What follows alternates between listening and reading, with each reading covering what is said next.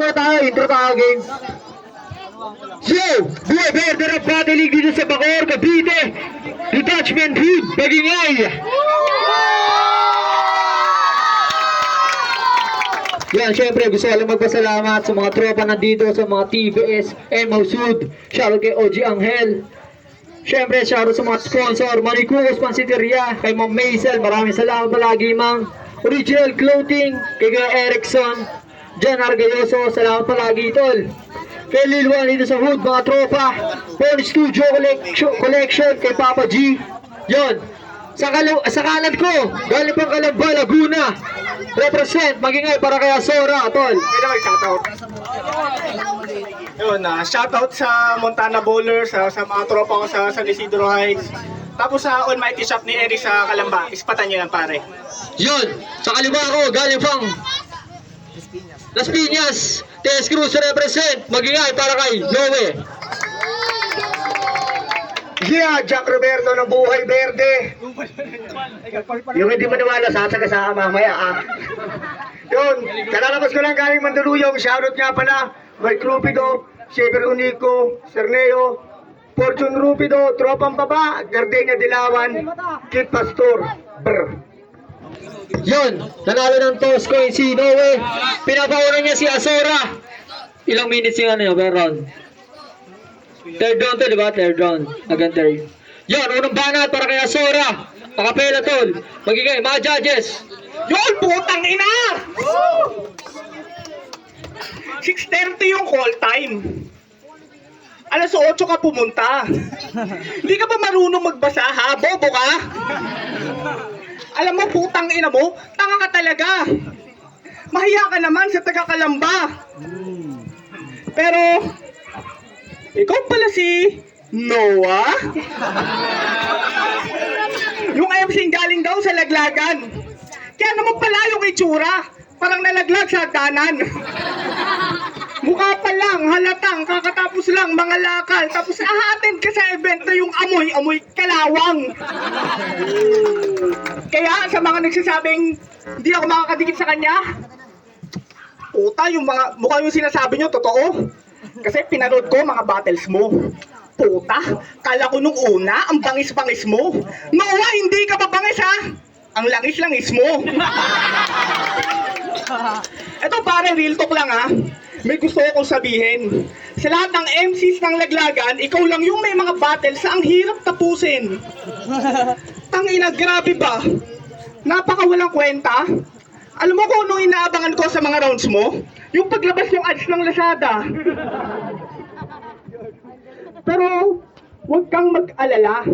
Normal lang yung mga ganyang pagmumuka. Natural lang yung mga ganyan sa mga tiyanak na tumanda. One time, napuntang bilingan to si Tarantado. Puta, malakas daw tumamerwisyo. Yung na-meet niya na engkanto sa sobrang pangit niya, puta, nagpa-albularyo. Pero may shota daw to sa Cavite, na mahal daw ni Abno. Pagpatak ng alas 12, nagpapalit na ng anyo. Mahilig din yun magluto. Kaso sablay yung mga menu, sa katunayan, yung huli niyang sinerve na adobo, yung karne may tato. Ang inang asawa yan, manananggal. Pero kahit ganun, wagas yung kanilang pagmamahalan. Grabe, walang iwanan. Biruin nyo ba naman? Kasama niya yung kalahating katawan, yung kabalang kalahati naman andon, nagtatrabaho sa Japan. At may gang din to si Gago, na sa Utila kinatatakutan. Mga umaattend na sibang gabi para lang maghanap ng kasuntukan. Panay-flex pa tong si Gago sa malahipis niya pormahan, sabay babanatan lang yung mga sakristan na nagsisilbi sa simbahan. Pero maiba, gangster ka pala, proud na proud ka pa. So matanong kita, ano pong pakiramdam na maging lampa na di kayang lumaban mag-isa? Sa kada lakad mo, laging kasama mo sila kasi yung katapangan mo palaging nakadepende sa iba. Alam mo kung ba't ko yun nasabi? Nakaka-bad trip kasi mga feeling tigasin ang lakas naman magpakampi. Mga kala mo kung sino na mabinabae. Mga puro lang angas, mga wala namang silbi. At last, bago ko tapusin ang aking round, may papaalala ako sa iyo, Iho. Maghanda ka sa round 2, doon tayo magduro ka ng puso. Malapakan natin ang round 1 ni Azora, lakas nun. Ito naman ang round 1 ni Noe, babawi. Puro jokes ang puta. Peso uwito na lampang taga-Kalamba. Itong sacrificial lamb sa gitna makakaramdam ng kaba. Aba, Kalamba, sacrificial lamb, alay na tupa sa mama mong puta, yung itsura ng bulbol parang di lumaguna.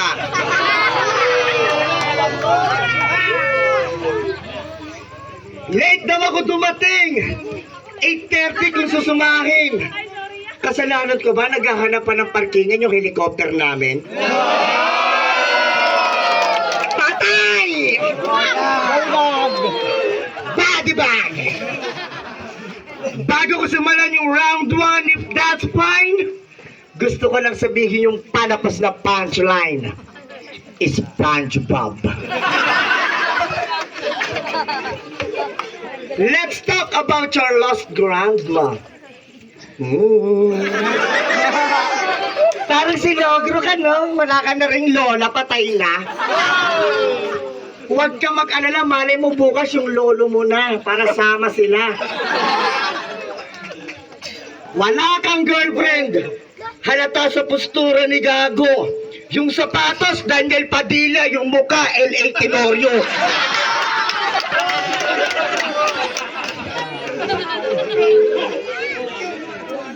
Dancer na basketballista. Easy ka lang. Dancer tas basketballista. Reaper, ikaw ba yan? Basketball, reaper. Pagkat ito matatambakan. Kiraming nagdumaan sa'yo pero ako yung tanging naka-score dyan. Ram, reaper, basketball. Alam nyo na kung nasan yung punto na ito. Nakawa-eroid na ikaw yung kilala sa internet pero tatambakan ka lang din at tinuturing mong bago. Tumunod yung disconnect. Ganon yun kalupit. Nagtagaan ng leeg doon kasi nga disconnect. Kaya ko mag-freestyle on the spot na hindi mo kayang gawin. Puro patawa ka na kasi sa totoong buhay mo, tol, ganyan ka rin. Kamukha mo si Squidward. Sige, tuloy natin yung SpongeBob of reference. Para dito yung pambungad. Sakto pa yung get up. Pinagdarasal ko na yung nani mo magkaroon ng hepa hanggang sa maging dilaw nakakulay ni Okay, pangalan mo ba anak? Sora. Tang ina mo? Nilait mo pa yung sapatos ko, pre. Pasensya ka na, ha? Wala kang pambili. Puta, halatang galing sa nakaw. Ganyan talaga yung mga bugaw. Okay, game? Umahasel daw siya sa streets. Yun ang kanya palaging pinagmamalaki. Paano hindi hahasel sa streets? Tangina mo, hold-upper ka kasi. Para lang mabuhay, illegal ang napili niya na diskarte kasi malaman-laman ko, putang ina ka, nakikout ka pala dati. Oo, nakikout to. Kasi yung trip niya, sobra daw nakakadiri. Biruin nyo, no? Habang nag-open forum daw sila sa klase, bigla-bigla daw itong naglalabas ng titi. Huwag ganon. Huwag ganon, Brad. Habang yung classmate mo nagkukwento ng problems, ikaw naglalabas ka ng burat.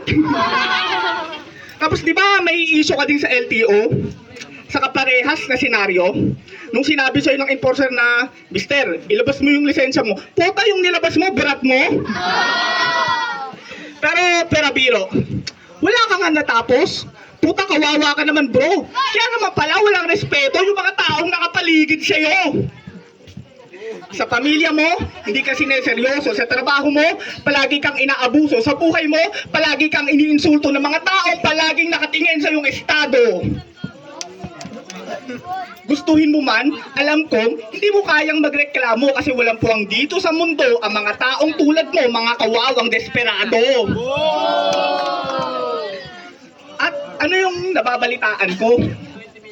Madalas mo daw siraan yung mga kaibigan mo. Halatang hindi ka marunong magpahalaga ng mga kaibigang totoo. Panay galit lang kasi ang pinapairal mo dito sa mundo. Inggit ka sa kanila kasi natupad nila yung mga bagay na pinapangarap mo. Tapos inisnitch to ng kanyang tropa. Tangina yung trip daw nito, napaka-weirdo. Habang umu-order daw sila sa Jollibee, puta bigla-bigla dong nagpi-free throw. Tapos meron pang sinabi yung tropa niya, na puta, tawa ako ng tawa. Yung babae, bago daw pagsalsalan, puta, dinodrawing niya muna. Grabe ka, pre.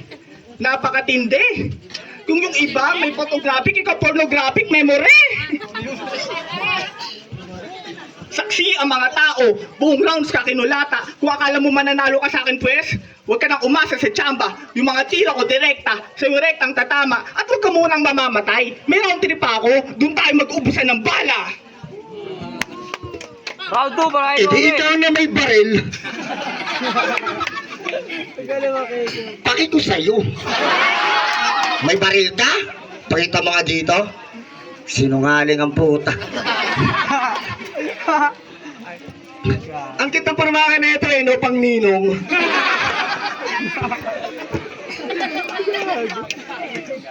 Yung parmakan niya pang ninong. Sakto parang nagkakalap ng racket. MC ha, putang na init-init, naka-jacket. Ganap na ganap yan. Wala tayong TF dito. Huwag mong galingan. Ginagalingan mo, tangina mo, makukuha natin dito, exposure lang. Tsaka panset, unlimited.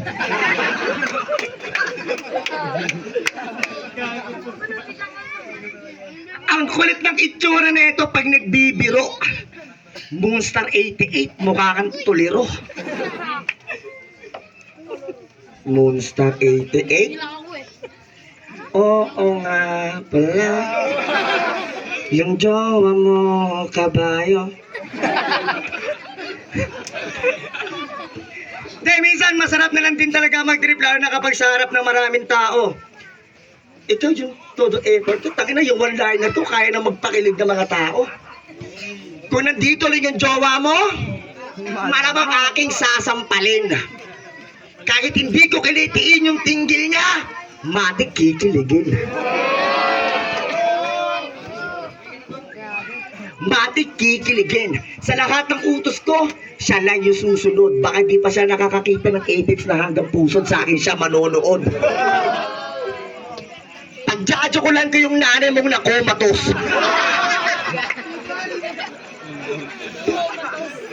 Hindi na siya makakapasok ng simbahan kahit humiling pa ng extra Diyos. Version. Hindi na siya makakatanggap ng galing kahit humingi pa to ng extra Diyos. Malamang sa akin ito mapapaos. Game over man o dead end, sa akin to magtatapos. Mag-react naman kayo. Sayang sulat sa gitna.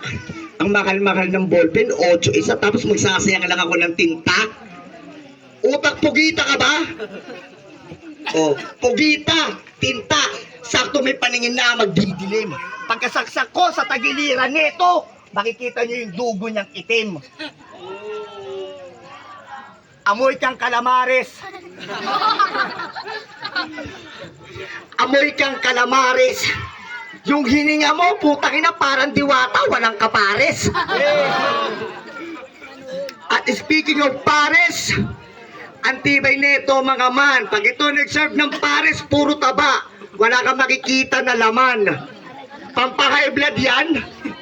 Sakto. Itong kalabo ko sa akin na mapupudpud. Saktong puro taba yung pares niya kasi sa katabi na may pineapple juice na kasunod. At bago magtapos, yung round ko sa kanya, bibigyan ko lang to ng babala. Kung sa round 1 and 2, pinakitaan kita ng MC nagpapatawa, paano pa kaya sa round 3 kapag pinersonal kita?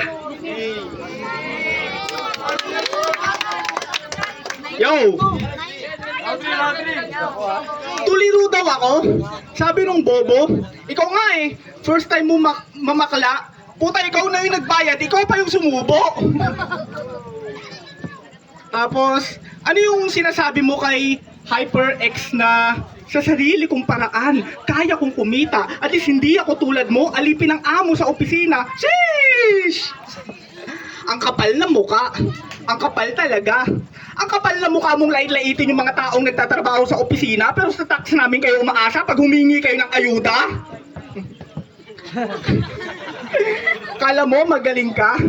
Gago ang wak. Palibasa galing ka sa pamilyang ang solusyon sa kahirapan, mag-anak na mag-anak.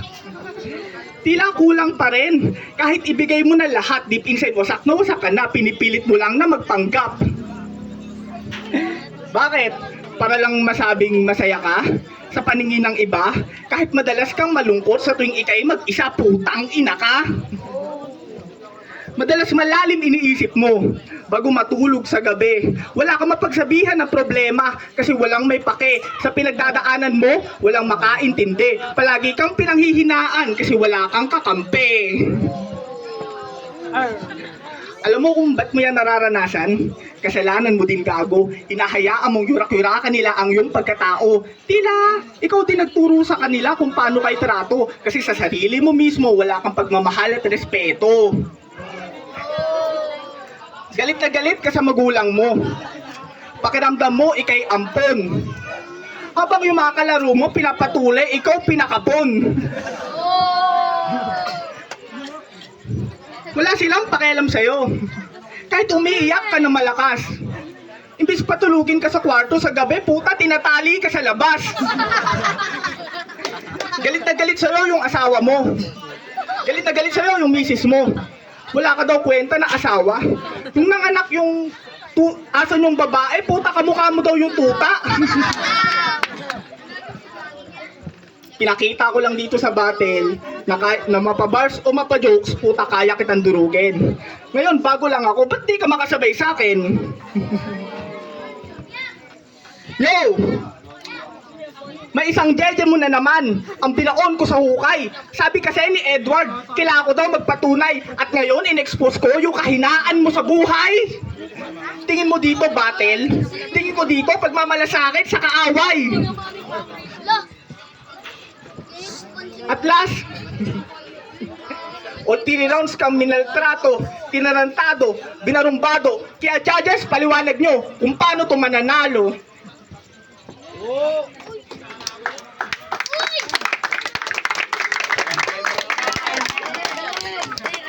Ang ingay ni Bestie, dito ka! Ang ingay ni Bestie, yung galawan retarded. Galit ka sa mama ko, palibasa yung mama mo nung bata ka, pinapadede sa yung unleaded.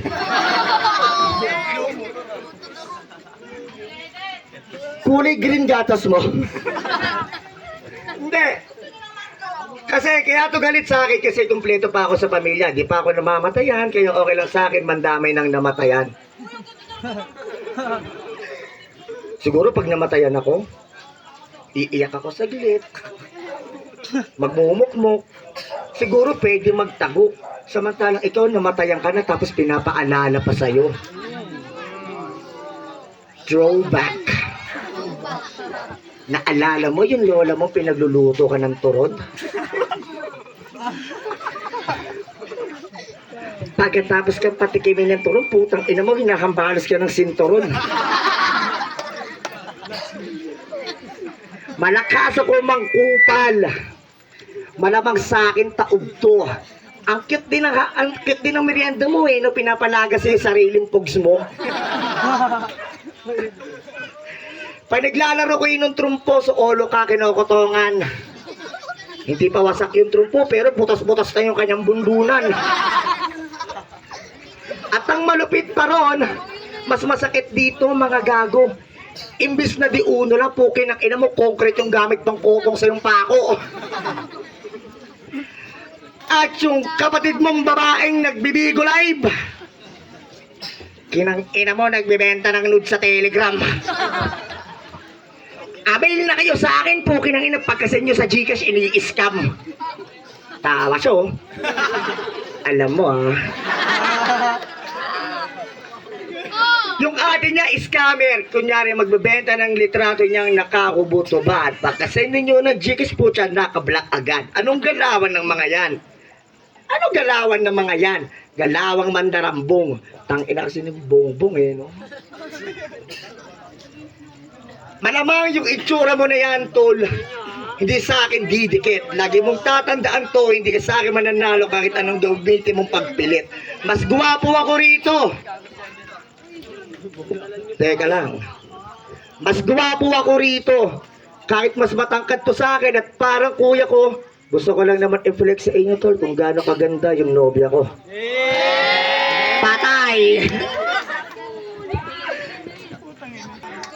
Yun, ang boto ng hurado. 4-1. Magingay para kay Noe. Shoutout kay Sora. Guys, malapit dito, palapit. Gardenyo Paliwanag. Dilawan, Mark Rupido, Shever Honigo, Fortune Rupido, Kit Pastor, Junski Servanda. Brr! Yo, check, Tech B ng Las Piñas, Binoto, Noe. Kita-kita naman yung difference nila nung round 1, pareha sila naglabas ng written. Kita-kita ng ibabaw si Noe, halata nangangapa pa yung nandito sa kanan ko. Nangangapa pa siya kung paano nga balaruin yung akapela. Pero goods naman, halata naman kasi baguhan pa siya. Pero yung baga sumasabay naman siya kahit papano. Pero kapag nagbibitaw na ng round si Noe, naiiwanan na siya. Kumbaga si Noe, parang buobers na siya eh. Gaya nung sa Atam, tol. Snack. Parang Si Atam. kumbaga baguhan pa siya, pero sumabay naman. Yun lang. Nakikita lang yung difference nila, malayo pa rin talaga. Yung R&B, yung isa sa mga judges. So bilang joker, siguro mas pinagbasihan ko na lang sa kung sino makakakuha ng grounded pack, tapos may punches. Same naman sila parehas silang may bitaw, pero mas kinukuha talaga ni Noe yung spot na yun, kaya Noe ako doon. Round 1 ko, binigay ko kay, sino to? Sora. Round 2, round 3, kinuha na yun ni Noe. Yun, round 2, tsaka round 3. Kay Noe kami. Tsaka round 1 kay Sora. Barumbado kasi yung crystal si Noe. Barumbado yun. Papa G. Yo, what up mga G? Si Boy Papa G. Binoto ko si Azora. Round 1, mas maraming counts. Pero shoutout pa rin kay Noe sa bars niya. Siguro nakalamang ang daming counts ng jokes ni Azora. Tapos nagko-connect talaga siya sa audience. Round 1, round 2, Azora. Round 3, binoto ko si Noe. Ang galing niyang makipag-communicate sa mga audience. Tapos, pero magaling din mag-rebat dun si Azora. Kaya 2-1 para kay Azora sa akin.